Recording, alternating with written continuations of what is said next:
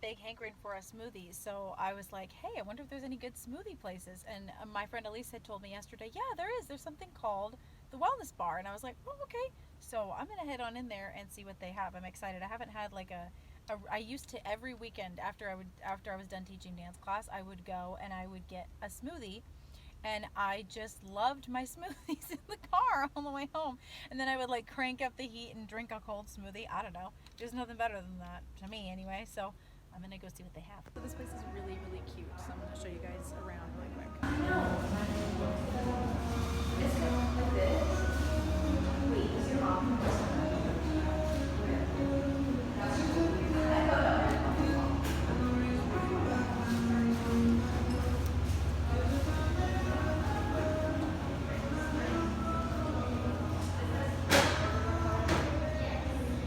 Absolutely love the artwork. Oh my gosh, are these for sale? Oh my gosh, they are. Wow. That's beautiful. I might need one of those. These yummy little protein balls. You can make these at home. This has oat flour in it, so we'll see if I react to it, but it's got little chocolate chips in there. Yummy, yummy. That's something I didn't know I needed. Pumpkin spice chai smoothie. Oh my gosh, it's really good. Okay, that was such a cute place. I love it. I have to have a place. I have to have a place and I have to have a town. I like it. So I was just having deep thoughts, as I always do when I'm driving. I was just thinking about how change is inevitable. It's a part of life, and a lot, like, I used to just hate change. I just hated change so much, and still change isn't my favorite thing, but I'm really learning to appreciate that we need change.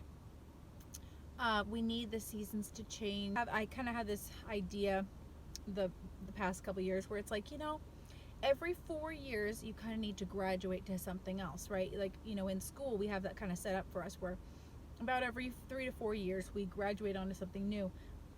And I think if people did that in their lives would be more full.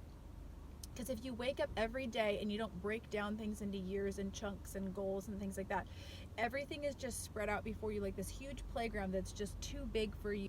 There's too much of it. But if you're like, okay, well, for this year I'm going to play on this section and I'm going to master the swings or something like that, it's kind of a weird analogy, but you have to break it down into little chunks.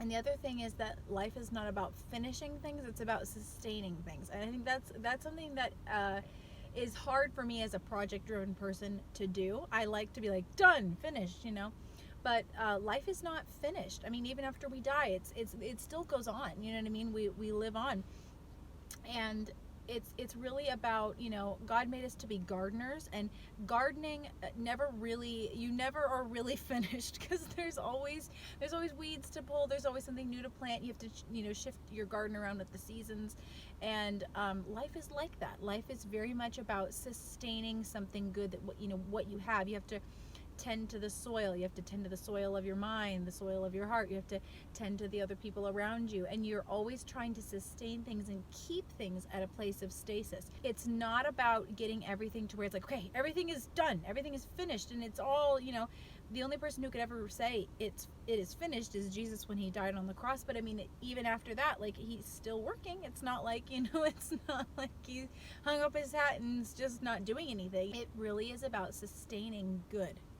And if you can sustain good through the day, sustain good health, sustain good relationships, sustain good work, sustain a good house, sustain a good town, it's all about sustaining. I just encourage you today, just try to sustain goodness for today. Don't get overwhelmed by everything, especially like right now in this season where it just feels like, especially if you're living in America, that, things are just going so badly sometimes. It doesn't have to, and I don't even think that it is really. We hear a lot of negative news, but there's a lot of good people out here who just want to sustain what's good. So just tap into that. Sustain what's good in your own heart, sustain what's good in your mind. And there's that verse that says, set your mind on things above, not on earthly things. And I've been going back through and listening to a bunch of these old kids songs that I used to listen to when I was younger, and they just fill me with so much joy. And it's like, as soon as I anchor my mind on Jesus, and as soon as I anchor my mind on the things that he told us, the things that are true, good, and beautiful, you're like, well, what is there really to worry about? I mean, I suppose I could die, but then I'd just be with him. So it doesn't, you know, it doesn't really matter. We get ourselves all worked up about so many different things, and we're not here to be great or grand. We're just here to learn how to be good and to love what's good. I think it's really about that. If we love what's good, it eventually seeps into us. We can't really be good because we're in a broken state, but we can love what's good and we can sustain it. So that's pretty much my thoughts for today. But I'm gonna enjoy my smoothie, and I have the car heated up and my smoothie is cold, so that's perfect. Okay, this thing is really good. I want to make a hot one of these. That would be really yummy. Okay, have a good Sunday, guys. Set your minds on things above.